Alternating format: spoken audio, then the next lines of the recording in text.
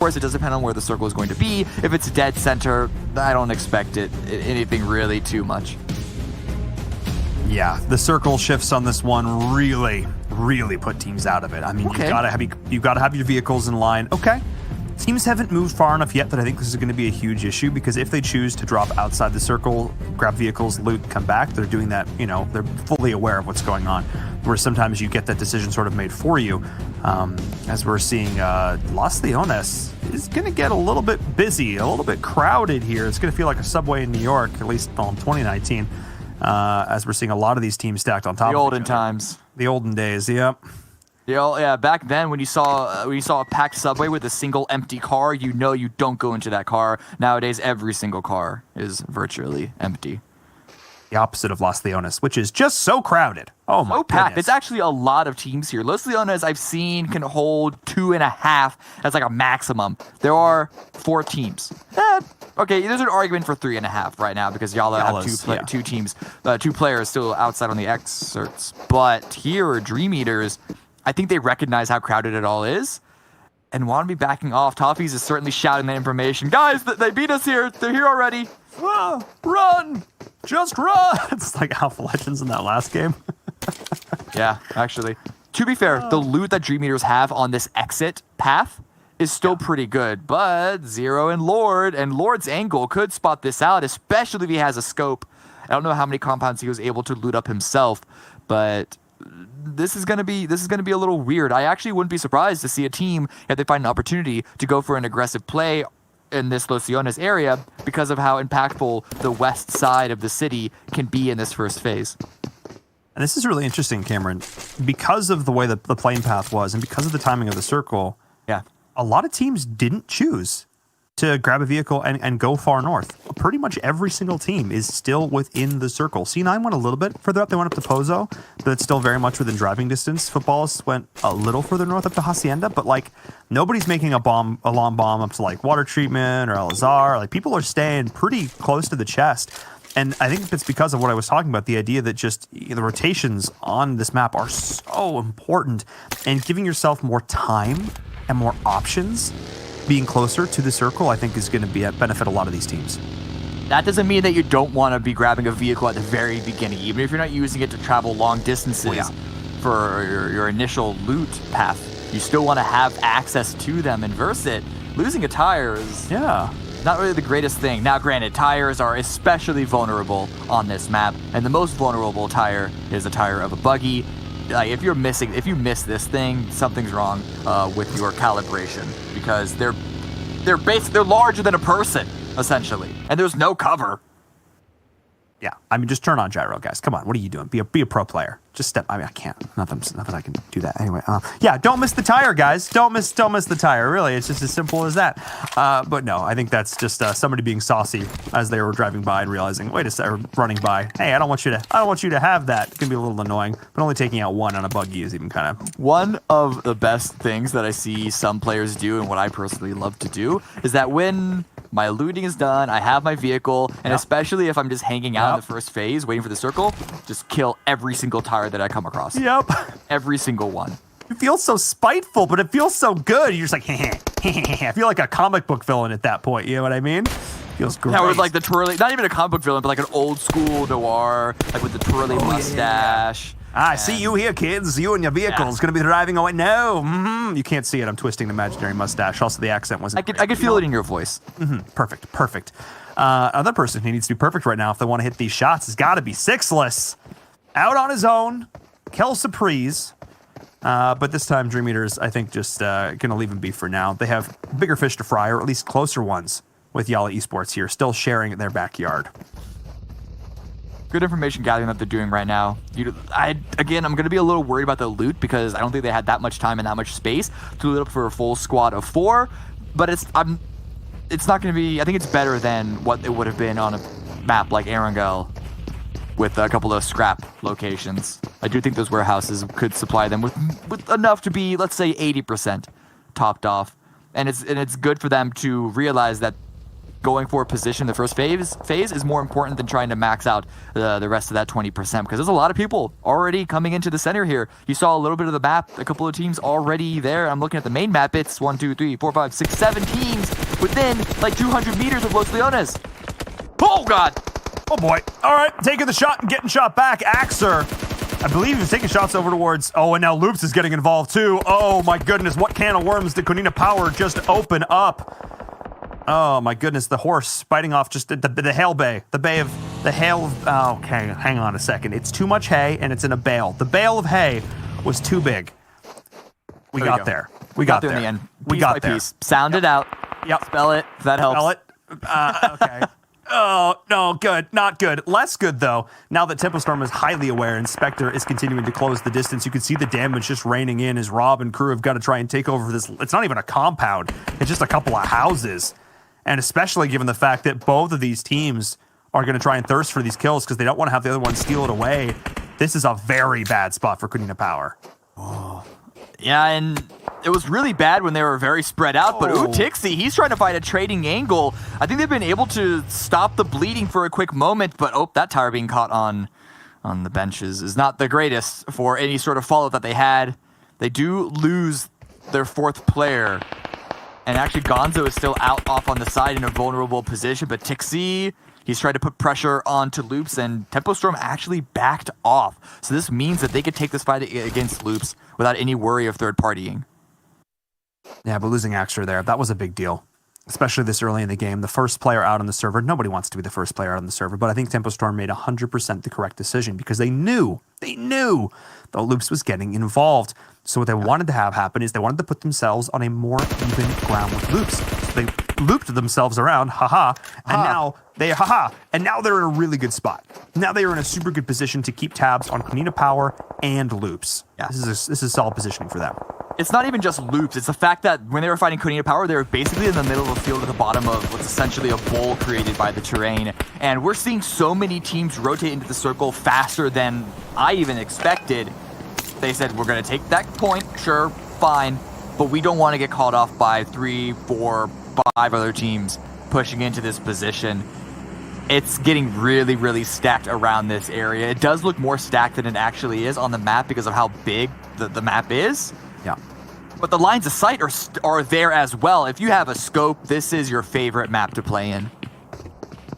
Yeah, I mean, this is the players that have spent hours upon hours upon hours in the range, in scrims, just practicing that long range, like 4x, M4, spray. This is where they're in heaven right now, because this is really the map where we see that really go off. Playing around with that 3-6, it's so much fun. And of course, both with this new circle, Loops and Tempo Storm, they're also still in a great position, but this entire eastern side of the circle, south of Impala, is wide open. So if I'm a team rotating in from the north, I definitely look to go towards this. Yeah, it's wide open in terms of teams. It is not wide open in terms of the actual terrain itself. It is so rocky and hilly. The control, especially on the far eastern side, starts to lack because of the way that it slopes down. And I mean, it's a hard shift. So you can expect that side to be empty, which is why I could easily see a team like Squad 69 or even Queso, both of which are coming super late from the north side, making their way that direction. But Unique and Yala, both fighting for what seems to be a really good spot now that Phase 2 has popped. I don't know really who's going to come out on top on this one. It's a point going for make that 2. Yeah, Frozen's able to secure all of that. No trade. And actually, Zana's bleeding out as well. I honestly didn't realize how bad this was at the start for Yala. Unique are just taking this easy. Yeah, they did the groundwork and were able to follow up on it, knowing they had the knocks pushed in with the vehicles, giving no opportunity for somebody else to come in and steal those points away. And funnily enough, this whole fight started because of a down coming out from Yala Esports. They connected onto one of the members of Team Unique to start that off. I saw the headshot and the kill feed, and I was like, all right, Yala, I see you. But Unique saw them right back and definitely got the advantage of that exchange.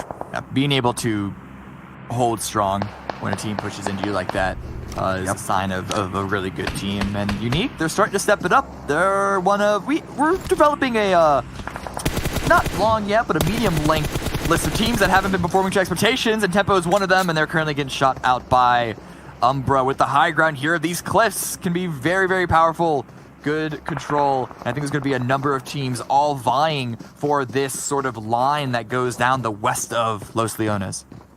Yeah, there's a lot of great terrain there. Compounds, like you mentioned before, it does get more rocky into the mountain area towards the south.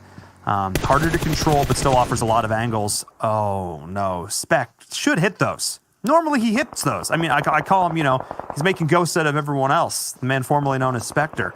But this time, not going to be able to find the shots as B4 is getting involved in the kill feed, going up against a team they have a long history with here on Miramar. Of course, that is Dream Eaters. Those two teams have constantly been vying for the title here of the best squad on Miramar. This standoff has actually been happening the entire game, essentially. Grenades not going to quite land so much. I think there are more zoning grenades to stop a potential push from Knights trying to go aggressive onto them, but you can see that would be risky because there's a couple other teams rolling up, B4 on the low ground, and the Knights and I think Dreamers both have good angles onto this squad. They do, actually. I mean, this is really just, this is a gauntlet. You try to drive up that road, and you've got two unfriendly teams on both sides of it. So B4 are very much going to have to rethink how they approach this, and I think that's what Maxon's saying right now. We need to find another angle. This is not the place for us to go. Very, very smart play. I think they're going to let Mixera on the bike go and scout for them, and they're just going to work their way up slowly but surely, and maybe decide to rotate down around the south, but we'll see. This circle shift. Hard shift towards the northeast. Hard shifts are bad enough. And a hard shift away from the majority of the population is strike 2. Strike 3 is at Los Leones is 40% of this circle. Rarely will you see such a large city be so impactful on phase 3. And even if it does eventually pull away from it, it's going to be a slow process because of how big the city is. You said on Vikendi there's going to be urban warfare. This is really when the urban warfare is going to begin. Oh my goodness, this is just going to put every single team to the test. How do they handle these battles? Because it is a battle on your nerves. This is something to keep in mind. Like, yeah, these players are pros. They have thousands of hours put into the game. But when you're going from one fight to the next and around every corner could be a player lurking, it's stressful, and you just feel the weight. Your jaw tenses. You feel it in your shoulders. You just constantly have to be aware of who is around you because any room you walk into, any compound, any building, behind every tree, rock, and bush could be a person looking to put you down. And we'll see how the teams are going to be able to deal with it as Nova is going toe-to-toe. We're seeing a lot of vehicle deaths in the kill feed right now, Cameron. Things are getting spicy. Yeah, teams just got to make a break for it. Getting into Los Leones early is what's going to be so powerful, and that's going to be on Umbra and Wildcard. But right now, Cloud9 and the lone survivor, Ayala, just trying to stay silent and sneak it out. But Loops pushing in, doing what they do best, readying the grenades, ready to breach into Tempo Storm. And Rain, he hears it coming. He's not quite able to get himself out as he does go down. The nade to finish 3 in quick succession from Loops.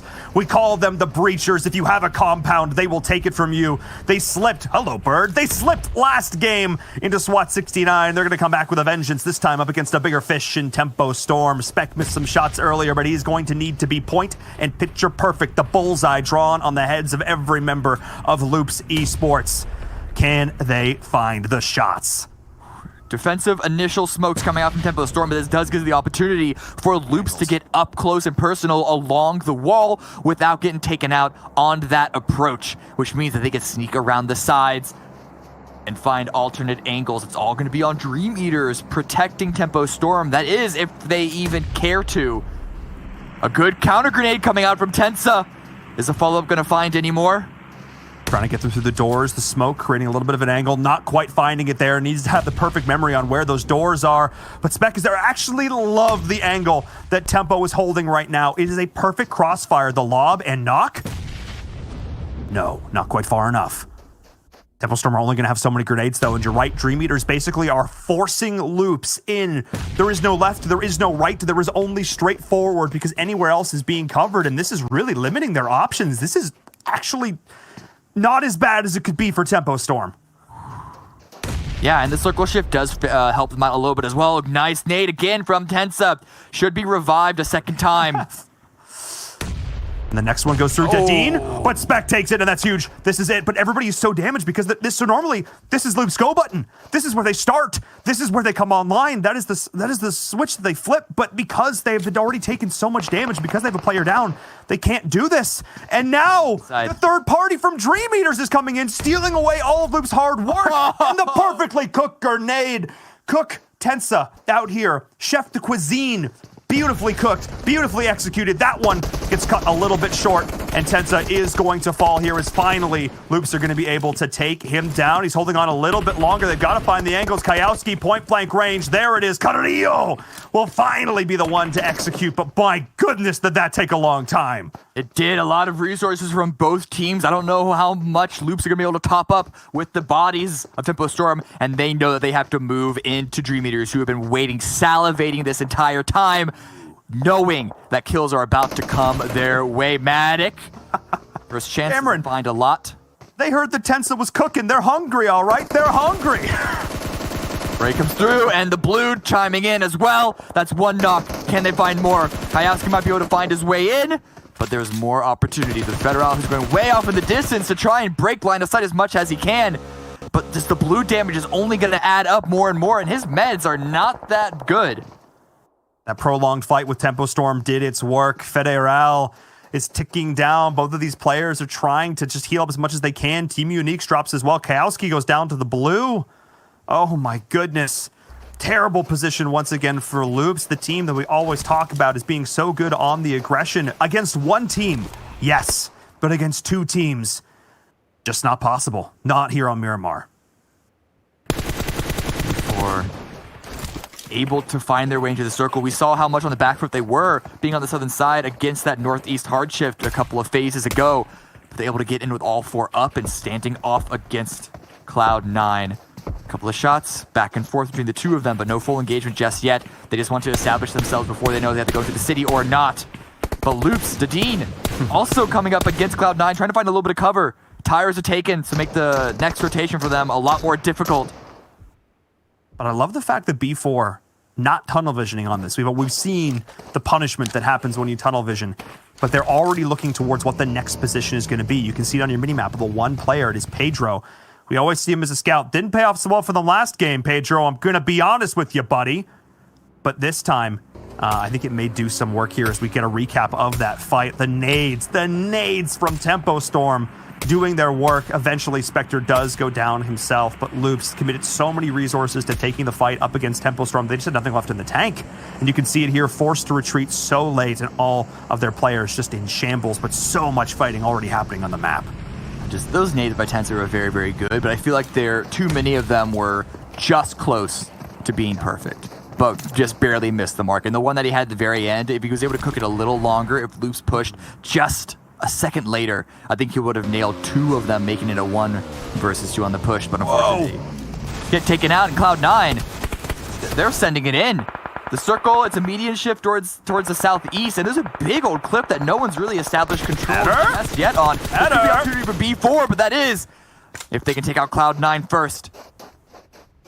Adder with a little bit of luck there. Mixera not able to find the shots that could have been huge. Now I'm looking at the position that Pedro is in. I almost think I would like a rotation out down towards the south and maybe over towards that eastern hill, all the way around to the outside, up in the top of that, overlooking where Cloud9 is currently at. I think this is actually one of the best positions in right now, assuming it's not a low ground shift and you then have to rotate down off the hill.